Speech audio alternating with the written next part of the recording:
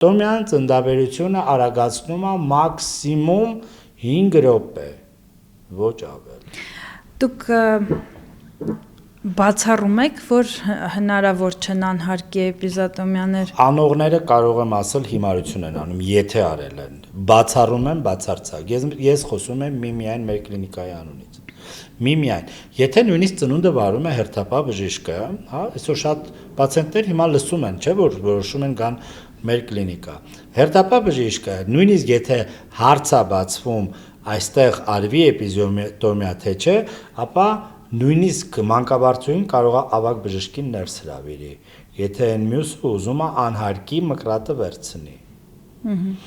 Կան նաև եւս մեկ բան, որը որ այդտեղ չեմ բացառում, որ կարող է բժիշկը վստահ չլինել իր մանկաբարձուհու վրա,